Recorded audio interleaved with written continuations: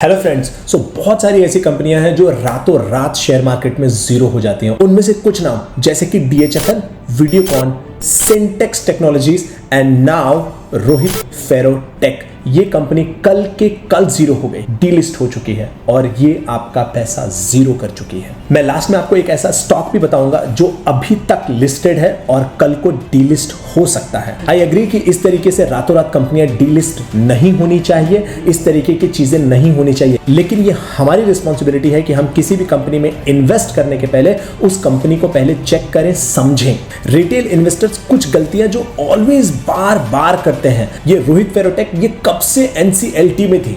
NCLT का मतलब हो गया नेशनल कंपनी लॉ ट्रिब्यूनल। इसका मतलब इसकी इंसॉल्वेंसी होने वाली। तो अब आप ऐसी कंपनी में इन्वेस्ट करोगे जिसकी इंसॉल्वेंसी होने वाली है, जिसके ऊपर करोड़ों का कर्जा है। अगर बैंकों ने इसको 100 रुपए लोन दिए थे तो बैंकों ने ये कहा कि भाई ये काम करो 13-14 रुपए लौटा दो, बस जितना बन रहा है उतना तो लौटा दो। अब आप सोचो कि बैंकों को अगर 13 से 14% मिल रहा है तो इस कंपनी में क्या बचा है? कुछ भी नहीं बचा है, बैंकरप्ट हो चुके और आप ऐसे शेयर्स को खरीद रहे हो। ऐसे तो आपका पैसा नहीं बनेगा। आपको जरूर इन्वेस्टमेंट सीखना चाहिए कि किस तरीके से इन्वेस्ट किया जाता है, कैसे कंपनियों का एटलीस्ट बेसिक डिटेल तो चेक करो। और मैं आपको बता दूं 2017 की बात है, राकेश झुनझुनवाला ने JP एसोसिएट्स में अच्छा खासा स्टेक लिया हुआ था और JP ग्रुप की दूसरी कंपनी JP इंफ्रा NCLT में चली गई। चूंकि उसकी सिर्फ ग्रुप कंपनी चली गई, राकेश झुनझुनवाला ने JP एसोसिएट से एग्जिट कर लिया था। आप ये जरूर मुझसे पूछ सकते हो कि लोकेश ये तो जो हो गया सो हो गया। आप मुझे ये बताओ कि किस तरीके से मैं इस तरह की कंपनियों में ना जाऊं, क्या पैरामीटर्स देखूं ताकि इन तरह की कंपनियों में मैं इन्वेस्ट ना करो। अब अगर आप डेटा के तौर पे देखोगे रोहित फेरोटेक ये जो कंपनी है, आप इस पे जरा देखिए रिजर्व कितना है। रिजर्व माइनस में रखा हुआ है, माइनस में। और कर्जा 1200 करोड़ का कर्जा है कंपनी के ऊपर। जिस कंपनी का मार्केट कैप सिर्फ 300 करोड़ हो उसका 1200 करोड़ का कर्जा है। अब अगर आप इसका सेल्स का डेटा देखोगे, पहले बढ़ रहा था, बाद में 2014 के बाद से सीधा सीधा गिरना शुरू होगा। ऐसी गिरती हुई कंपनियों में कौन इन्वेस्ट करना चाहेगा? कौन इन्वेस्ट करना चाहेगा? और मजेदार बात यह है कि इसका जो शेयर है सर्किट पे चल रहा था। ये देखिए ये कैसे सर्किट में, एक ऐसी कंपनी जिसका बिजनेस नहीं चल रहा है उसका शेयर प्राइस देखो ऑपरेटर्स ने कैसे ऊपर लेकर के गए, दिख रहा है यहाँ पे, और फिर नीचे आ गया। अब यहाँ पे ये डीलिस्ट हो गई। ये फ्राइडे को ट्रेड नहीं की, 7 अप्रैल जो है इसका लास्ट डेट था। जिसने भी इन शेयर्स को खरीदा है 28 रुपए में, लास्ट इसका जो ट्रेडिंग प्राइस था वो 28 रुपए था। सोचो ऐसी कंपनी जिसका बिजनेस ही नहीं है उसका शेयर प्राइस भाग रहा था। ये ऑपरेटर्स आपके साथ ऑलवेज इस तरीके से करते हैं क्योंकि वो सर्किट में चलता है और हम सोचते हैं अरे यार बढ़िया है बढ़िया है, खरीद लो, बिना बिजनेस को देखे। बिजनेस क्लियर कट दिख रहा है कि कुछ भी नहीं बचा है बिजनेस में, फिर भी हम इसमें इन्वेस्ट करते हैं। ऐसे पैसा नहीं बनेगा। पर आपको जान के हैरानी होगी कि इन सारी कंपनियों में कुछ चीजें एकदम कॉमन थी, चाहे वो वीडियोकॉन हो, चाहे वो DHFL हो, चाहे वो रोहित फेरोटेक हो। इन कॉमन चीज़ों का एनालिसिस करके ऐसी कंपनियों से हमेशा के लिए दूर रह सकते हो। तो मैं आपको ऐसे 5 पॉइंट बताने वाला हूं जो आपको हेल्प करेंगे फ्यूचर में इस तरह की कंपनियों से दूर रहने में। एग्जाम्पल के लिए लेते हैं वीडियोकॉन को। ये हम वीडियोकॉन इंडस्ट्रीज के बारे में बात कर रहे हैं। वीडियोकॉन जो लास्ट ट्रेड हुई थी वो हुई थी जून 2021 में। सबसे पहली चीज़ जो आपको देखनी है वो ये कि क्या इस कंपनी पे बहुत ही ज़्यादा कर्जा है और इसके मार्केट कैप के कंपैरिजन में बहुत ज़्यादा कर्जा है क्या? अगर ऐसी है कंपनी तो उससे दूर रहो। अब आप देख सकते हो कि वीडियोकॉन का जो कर्जा था 60,000 करोड़ रुपए का था और मार्केट कैप कंपनी का क्या है? सिर्फ 250 करोड़, कुछ भी नहीं। और वहीं रिजर्व देखो, रिजर्व भी माइनस में था। तो ऐसी कंपनियों से दूर रहना है। पहली चीज़, बहुत हैवी डेट है अगर कंपनी के ऊपर तो आप उनसे दूर रहो। नंबर 2, अगर वो कंपनी कंसिस्टेंटली सर्किट में चल रही है, पेनी स्टॉक है, कंसिस्टेंटली सर्किट में चल रही है तो दूर रहो। ये कंपनियां अक्सर सर्किट पे चलती है, देखो कैसे ऊपर गई नीचे आ गए, फिर धड़ाम से ऊपर, फिर धड़ाम से नीचे, दिख रहा है यहाँ पे। सर्किट वाली कंपनियों से दूर रहना है। एक तो कर्जा बहुत हैवी है और दूसरा सर्किट में चल रही है। पेनी स्टॉक, इसका आप लॉन्ग टर्म चार्ट देखो। 2006 में ये कंपनी कितने प्राइस पे ये ट्रेड करती थी और आज लगभग 500 से 600 पे ट्रेड करती थी 2006 और 8 में। उसके बाद देखो लगातार गिरती गई, लगातार गिरती गई। अब लोग यहाँ पे भी लेकर के इसको बैठे हैं, यहाँ पे भी 5, 6, 7 रुपए में लेते हैं और सोचते हैं कि रातों रात कंपनी डीलिस्ट हो गई। रातों रात नहीं, ये तो देखो ना इसका हिस्ट्री क्या है, इतना गिरते जा रहा है। ऐसी गिरती हुई कंपनी में आपको जाना ही क्यों है ना? ये आपको दूसरा हिंट देता है। तीसरा, सेल्स एंड प्रॉफिट का डेटा, आप उस पर नजर रख सकते हो। ये सेल्स का मैंने यहाँ पे क्लिक किया, सेल्स का डेटा आ गया। आप देखो सेल्स पहले ठीक था, अचानक से 2015 के बाद से धाड़ धाड़ धाड़ धाड़ धाड़ सब गायब हो गया। एटलीस्ट 2017 के बाद तो एंट्री नहीं लेनी चाहिए थी। मैं ये नहीं कह रहा हूँ कि यहाँ पे एंट्री नहीं, यहाँ पे तो चलो बिजनेस ठीक ठाक दिख रहा था तब आप ले लेते। 2017 के बाद तो सीधा सीधा गायब हो गया बिजनेस, न्यूज आ गई, सब कुछ हो गया, उसके बावजूद भी लोग इसको बाय करते हैं। और वो भी मैं आपको दिखाऊंगा कि वो कहाँ पे आप देख सकते हो। फोर्थ पैरामीटर है, अगर उस कंपनी के ऊपर कोई बड़े बड़े केसेस चल रहे हैं तो भी आप उनसे दूर हो जाओ। अगर वो NCLT में जाती है तो पक्का दूर हो जाओ। सिंपल रूल बना दो एज ए इन्वेस्टर। बहुत ज्यादा कोर्ट केसेस चल रहे हैं, कंपनी बर्बाद होने वाली है, कुछ बहुत बड़ा गड़बड़ होने वाला है, न्यूज में आ रहा है, कोई उसको एक्वायर कर रहा है, बिजनेस नहीं चल रहा है। आप यहाँ पे देख रहे हो कर्जा इतना हैवी है, बिजनेस चल नहीं रहा है, सर्किट पे सर्किट लग रहा है और उसके ऊपर कोर्ट केसेस भी चल रहा है, तब आप उस कंपनी से दूर रहोगे। And the fifth parameter is institutional investor अगर वहां से भाग रहे हैं, प्रमोटर्स अगर वहां से भाग रहे हैं तो आप वहां पे एंट्री मत करो। अभी मैंने आपको यहां पे बताया कि 2017 के बाद से तो कम से कम इसमें एंट्री नहीं करनी थी, ये तो क्लियर था। लेकिन अगर आप देखोगे यहां पे यहाँ पे शेयर होल्डिंग पैटर्न है, आप जरा ध्यान से देखिए। 2017 में एटलीस्ट प्रमोटर 54% होल्ड करते थे। प्रमोटर्स यानी कंपनी के ओनर्स, वो देखो कैसे कम होते चले गए, 40% के करीब आ गए। फॉरेन इंस्टीट्यूशनल इन्वेस्टर वो 2% से घट के ऑलमोस्ट 0 के करीब आ गए। DIS डोमेस्टिक इंस्टीट्यूशनल इन्वेस्टर वो भी घट गए। आप पब्लिक को देखो, पब्लिक 35% से बढ़ते बढ़ते 2017 के बाद से 53% आ गए। सोचो, प्रमोटर्स जा रहे हैं, इंस्टीट्यूशंस जा रहे हैं, लेकिन पब्लिक वहां पे बैठी हुई है। ऐसे पैसा नहीं बनता। और क्या ये सिर्फ इसी का हालत है? नहीं, मैं आपको दूसरी कंपनी भी दिखाता हूँ, DHF है।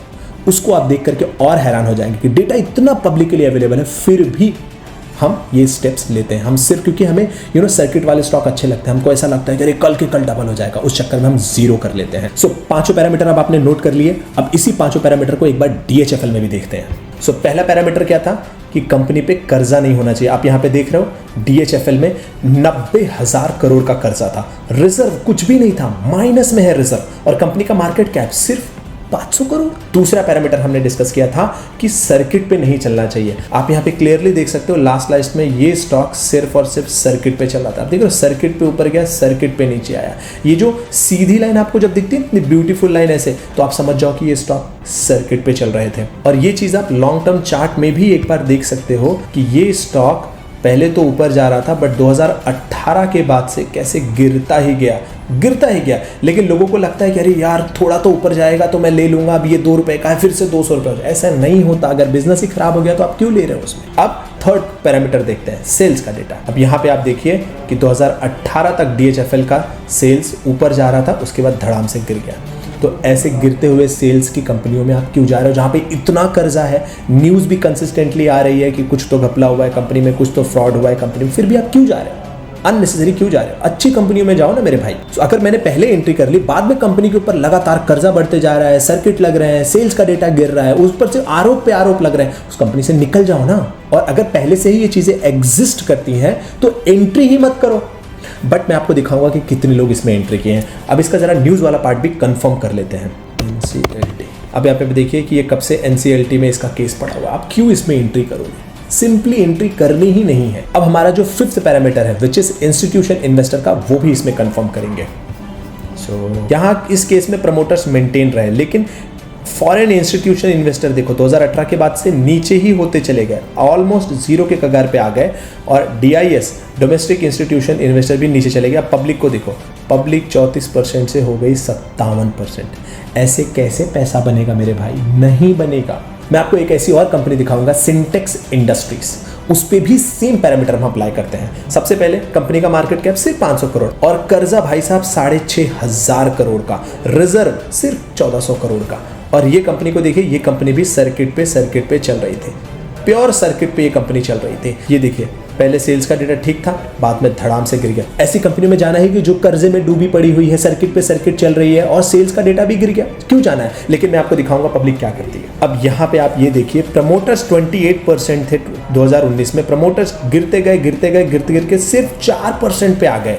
वहीं FIS फॉरेन इंस्टीट्यूशनल इन्वेस्टर 6% से आप देखिए 0.08% आ गए। DIS सिर्फ 0.2% डोमेस्टिक इंस्टीट्यूशनल इन्वेस्टर, लेकिन पब्लिक 64% से 95% पब्लिक लेकर के बैठी और ये कंपनी डीलिस्ट हो गई, 0 हो गया पैसा। इस तरह की कंपनियों से आप दूर रहिए। जैसा कि मैंने प्रॉमिस किया था, मैं आपको एक ऐसी कंपनी बताने वाला हूं जो ये सारे पैरामीटर्स को जस्टिफाई करती है और कल को डीलिस्ट भी हो सकती है। वो कंपनी का नाम है फ्यूचर रिटेल, यानी कि आपका बिग बाजार। अब जरा इस कंपनी का डेटा देखते हैं। मार्केट कैप सिर्फ 1600 करोड़, कर्जा 13,000 करोड़ का, रिजर्व माइनस में है, रिजर्व माइनस में। सेल्स का डेटा पहले ऊपर जा रहा था, देखो 2020 के बाद से धड़ाम से गिर चुका है। शेयर प्राइस पहले ऊपर थे, उसका धड़ाम से नीचे गिर गए, अब ये सिर्फ नीचे नीचे चल रहे हैं, सिर्फ नीचे नीचे चल रहे हैं। और मजेदार बात बताता हूँ, आप यहाँ पे प्रमोटर्स को देखो, प्रमोटर 47% हुआ करते थे, गिरते गिरते अब ये प्रमोटर 18% पे आ चुके हैं। FIS 14% पे हुआ करते थे, वहां से गिरते गिरते 2% पे आ चुके हैं। DIS 16% से 7% पे आ चुके हैं। पब्लिक को आप देखिए 23% से 71% हो चुकी है पब्लिक, 71%। और न्यूज़ में आप कितनी बार देख रहे हो कि Amazon, फिर उसके बाद रिलायंस और फिर फ्यूचर रिटेल यानी बिग बाजार का कितने सारे वहां पे केसेस चल रहे हैं। जो कंपनी अपने सर्वाइवल के लिए फाइट कर रहे हैं, आप उसमें क्यों इन्वेस्ट कर रहे हो? आप देख रहे हो पब्लिक कैसे बढ़ती जा रही है। सोचो, प्रमोटर छोड़ के भाग रहे हैं, जो कंपनी के ओनर्स है वो छोड़ के भाग रहे हैं, लेकिन आप उनको पकड़ते जा रहे हो। कल को ये कंपनी भी डीलिस्ट हो सकती है। ऐसी और बहुत सारी कंपनियां, मैं एक और आपको दिखाता हूं बोनस के लिए। ये कंपनी है Reliance communication limited, market cap सिर्फ 800 करोड़ का, कर्जा 45,000 करोड़ का, रिजर्व -60,000 करोड़ का रिजर्व। आप सोचो। और ये कंपनी फिलहाल वही 2-4 रुपए पे ट्रेड करती है। पेनी स्टॉक है, तो हमें लगता है सस्ते में बहुत अच्छा मिल रहा है, ले लेते हैं।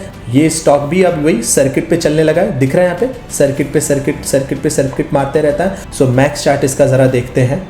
आप यहाँ पे देख सकते हो कि कैसे ये लगातार गिरते जा रहा है, लगातार गिरते जा रहा है। आज 1-2 रुपए पे ट्रेड कर रहा है, तो इसमें रिटेल इन्वेस्टर भर भर के आते हैं, भर भर के आते हैं। और सेल्स का डेटा जरा देखते हैं। कम से कम 2016 तक ठीक था, उसके बाद धड़ाम से गिर गया, धड़ाम से गिर गया। ऐसी कंपनियों में क्यों जाना जिसका सेल्स ही नहीं है, बिजनेस ही नहीं है। लेकिन मैं आपको शेयर होल्डिंग पैटर्न दिखाऊंगा and you will be amazed.